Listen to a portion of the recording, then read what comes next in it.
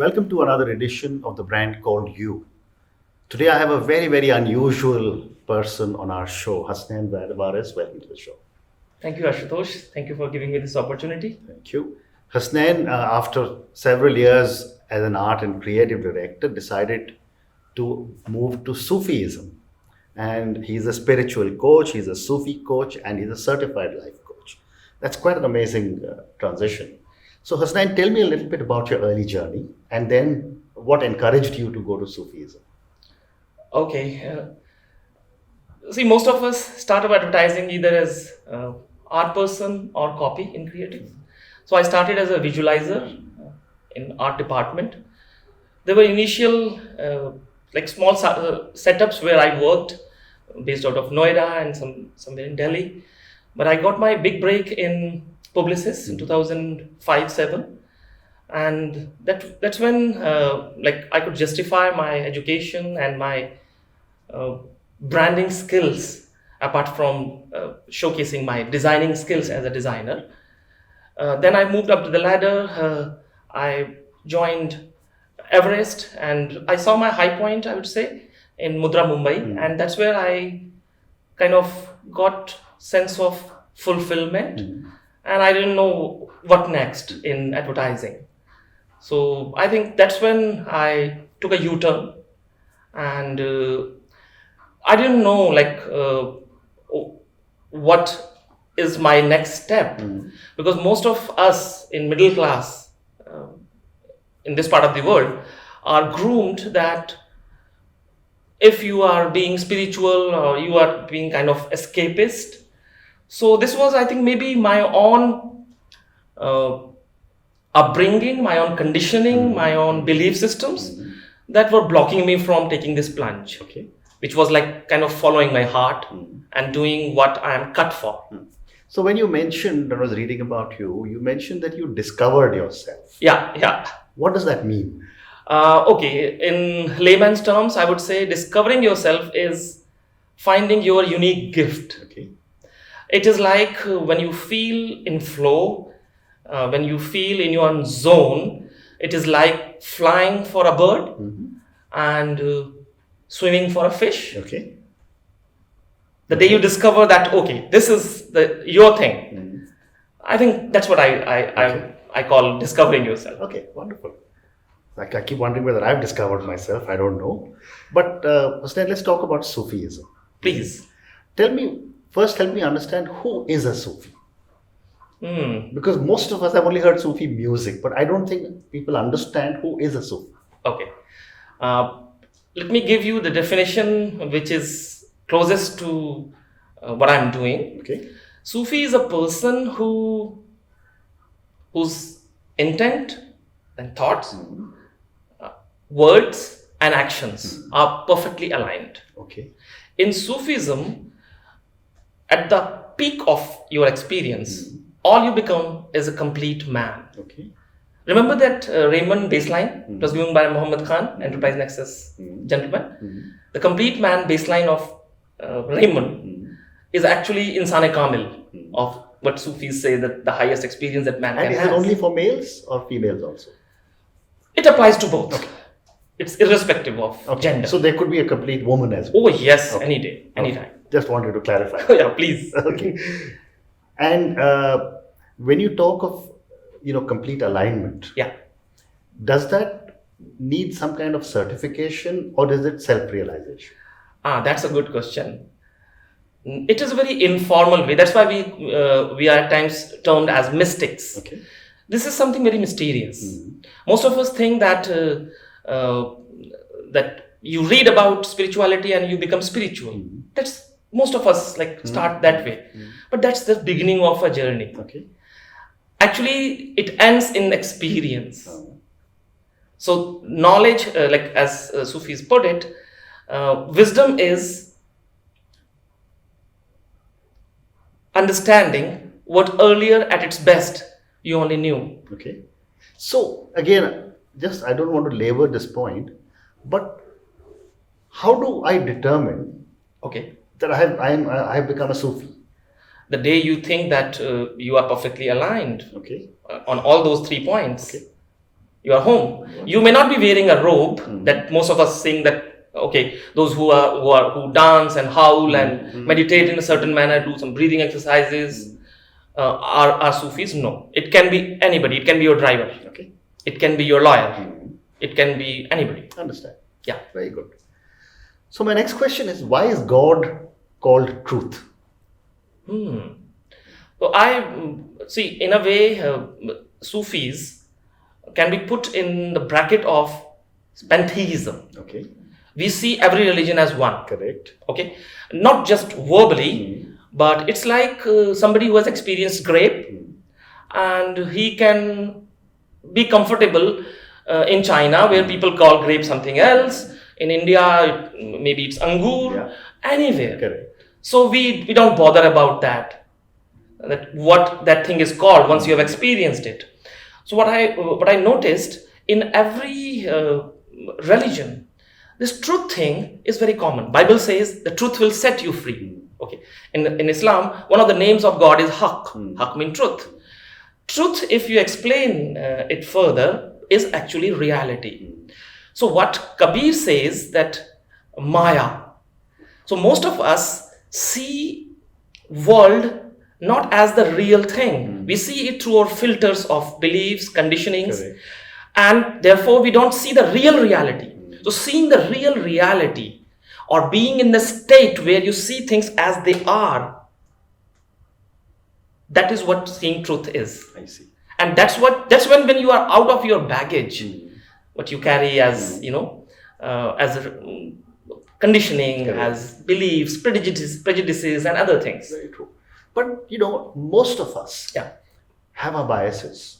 Yeah. We are conditioned by the society we live in. Very true. We are conditioned by the people we talk to, by the people we read, and Yeah. all kinds of things. Yeah.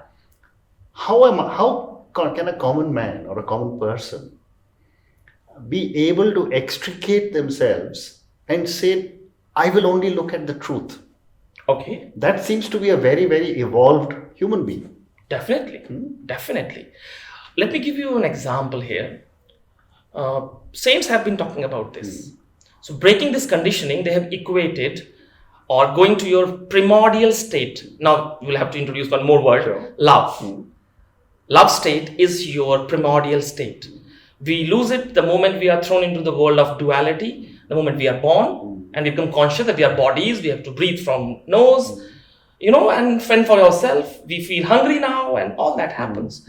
So going back to that bliss, that primordial nature, is a bit of a challenge. Okay.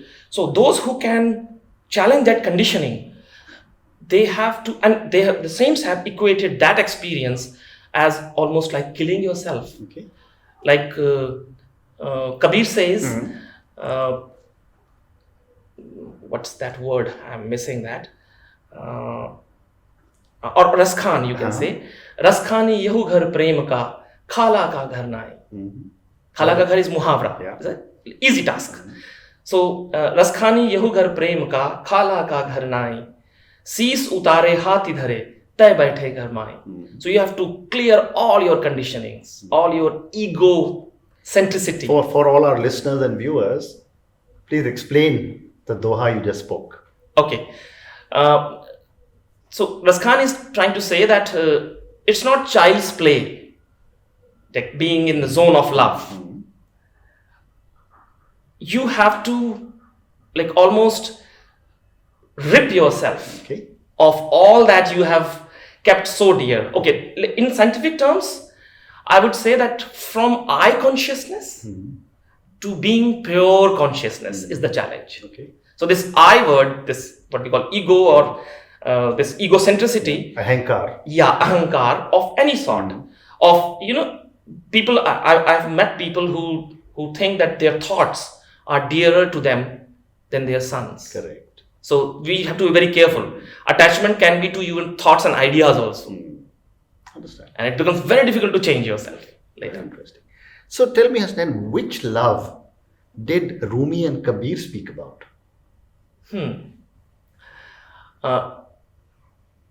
We all are familiar with love. Correct. We love our dog. We love our pizza topping. We Love human beings. love human beings and all that.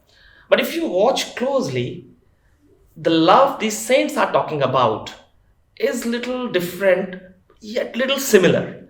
So that's why they could not find any other word for the sake of, spelling it. They call it love or prem. But if you ask me, in Hinduism, we have two terms. One is called sur, the other is asur. Correct. Who are they? If I may ask. No, I'm asking you Okay. questions. Sur is somebody who is in perfect harmony with the rest of the universe, Like a melody. like a melody. So he will be in flow, he will live in flow. Asur is somebody who is disjointed. Correct. He's playing his own trumpet, he is like, looking, not participating in the rest of the harmony being played by universe. So if you ask me, this love is actually love state that they are talking about. It is not that transactional love, you scratch my back, I scratch yours, Correct. and we feel happy with each other, is not that. So here, the beloved is actually your supreme consciousness. You can call it God for giving it term. Okay. And Rumi has differentiated a bit. So in this love, the lover becomes beloved. Okay. He doesn't love the beloved only. That's the ultimate experience. As Babulle Shah has said somewhere, Ranjha Ranjha kardi main aap pe ranjha hui. Ranjha Ranjha saddo mainu heer na aakho koi. How can a female become a male? Okay. It's not possible. But in this, like Rumi has said, in this love story, the lovers don't meet in the end and live happily thereafter, as we all know. Is that they are together all along. So that means I understand. here Sure. it is that consciousness, supreme consciousness, that you drop your ego and you live in that bliss, is what saints are talking about, Nice. to my understanding. Very nice. No, this whole discussion is about your understanding. Yeah. So my next question is that, we always say that we must surrender before God. Yeah. We must surrender in love. Yeah. And we also say that when we surrender, we get empowered. Yeah. Explain to me. It is the same thing. Like right now, if you are like I conscious or egocentric, you live very limited. But the moment you are aligned with the life force itself, you are a different man. It's just that. Okay. And you can feel it. The moment you drop your baggage, your petty belief systems that you have, then you see your negativity. Yeah, everything. Belief is something that limits you. Correct. It thinks that you are a body. So man is actually two in one. Sufis say that tum savari bhi ho, sawar bhi ho. So man is actually not just horse. Man is horse rider also. Maybe in this evolutionary journey, man took a evolutionary leap where we became more consciousness and less body. So the moment we are aware of that I'm more consciousness and less body, you are in the zone. Nice. Wonderful. So tell me, what or is there a science behind Sufi spirituality? Yeah, there is. The moment you drop your conditionings, you become aware of them. God is also called light, by the way. Correct. What happens with the light? You can see things. The moment you are able to see your intents, your conditioning, your belief systems, things that limit you, you are out of them. These are just thoughts that you are like empowering just because you can't break those limitations that you have imposed on yourself. They are not your nature, by the way. Correct. They are just like how easy it is to see in day-to-day life that people become slaves of their habits. The moment they realize the futility of it, they are out of it. And gradually they can wean out of that bad habit or whatever is not serving them. So one more question, just continuing our discussion. Please. That if the world was to adapt Sufism, all these religious battles that we keep having all over the world, which are crazy ideologies, because every religion basically says there is one God. Yeah. Okay? Yeah. Would that conflict also not disappear? it will disappear in a ziffy. Correct. It will disappear like this. Yeah. How many of us get baffled by the fact that somebody is reading Ka Se Kabutar, Yeah. the other is reading Ka Se Kamal, Yeah. and we don't know, but we can compare and then fight. Mm. But once we are doing MA Hindi, do you think those symbols which look so different matter? Correct. It doesn't matter. You are having angur, you're calling it grapes, and I'm having angur and I'm calling it angur. So can we fight? And We are having the same. and you're drying it and you're calling it kishmish. Yeah. Somebody comes and with our experience, we know that third one is having another version of it. Right. Very good. So, two more questions on Sufism before I Please, move to the next please, part. please. You work with millennials and young people Yeah. in your workshops. Yeah. Tell me, what kind of work do you do with them? My workshops are typical training workshops, you can say. So I have activities which are very powerful. So I teach people how to see truth. It's not just know about it. So I have demonstrations, I have activities, role plays. There is bit of music that I play. There is bit of rituals that I give them, or they can help themselves. Sure. So in a way, why I work with millennials primarily is because they can relate to my language, and I can relate to their life, and something magical happens. Wonderful. So my last question on Sufism is your forthcoming book. Yeah. Tell me about the book. See, the title is not final as yet. I have signed the contract. One of spiritual publication, Hay House, is publishing it, hopefully. So they are still to approach me for the final manuscripts, but I have signed the contract. And the book, right now I have spelled it like S for Sufi, as in A for apple. Correct. And I'm calling it a primer to Sufi spirituality. Okay. That's how I see it. And it is nothing but a sum total or a nutshell of my workshop only. Okay. So those who can't attend my workshops for whatever reason can help themselves. Very nice. So Hasnain, let's move to the second part of your specialization, which is the life coach. Okay. You do a lot of life coaching. So, I've interviewed a lot of coaches and I know what coaching is. But what is life coaching? Life coaching is a very holistic term, I would say. But more than anything else, something that pulled me to life coaching was the fact that it is very similar to what I am very comfortable with.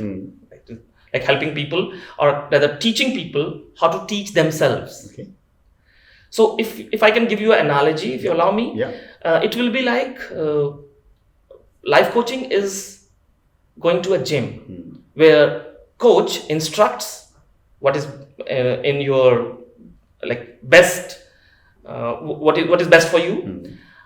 At the same time, you have to lift your dumbbells. So life coaching is helping you find your own keys, open your own locks. I see. So life coaching works on the premise that people can help themselves, people have their own answers. It is not mentoring where I give you inputs or counseling. No, it is different thing. Okay. And you say that people are looking for the right thing in the wrong place. Yeah. Help me understand this. You can look around the world and see all of us are craving one fulfillment in that, the feeling of peace, and how much wrong we do to ourselves in that process of finding that elusive peace. All these bars will close if people know that the peace is within me, but somehow we reach out to that. That is the wrong place where you are damaging your own internal parts. I'm not talking about what rituals society has created. I'm talking about how it harms an individual because he is thinking that I'll find some peace. Of course, we find our peace. So if I can compare, I would say that people are busy finding Anand while Parmanand waits. I see. Okay. And my last question for life coach before I move to a few questions for you personally. Please. Um, who needs a life coach? How do I, as a common listener Yeah. to our conversation, determine that I need a life coach? If Is it when I'm very troubled, or is it when I'm stressed, or is it generally to achieve? Okay, again, coming to that core from where I operate is that state. Somebody comes to a Sufi and says that I want to be your disciple. So that gentleman says, I don't take everybody as disciple. I can take you. That, isn't it your duty to serve people, serve humanity?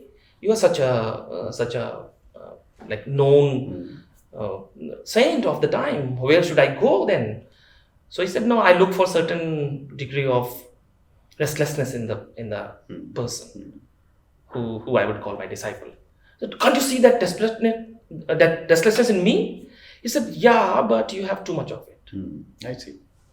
So that means somebody who is not very happy with point A and is very serious about owning his own decisions and wants to reach point B and has a conviction.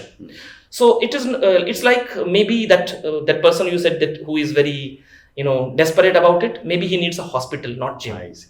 So again, coming back to that analogy, coaching is for the people who are like healthy enough and they want to build muscles, not for people who are looking for spa treatment. Somebody helps them or need hospitalization immediately. Okay, very nice answer.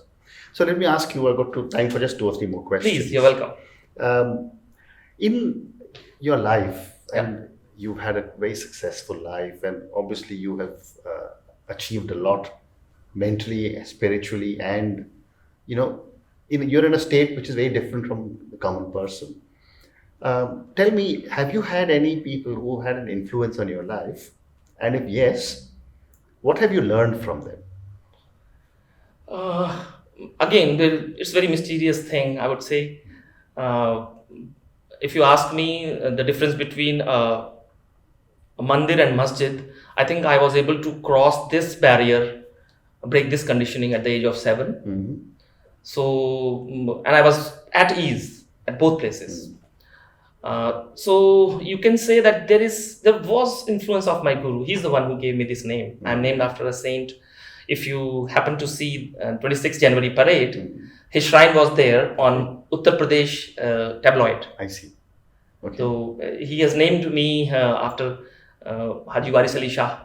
So Saint Waris Ali Shah, his mausoleum is next to Lucknow. So my guru was his 3rd generation. I see. Not as in what do you call it, biological child, because he never married. Sarkar Waris Pak never married.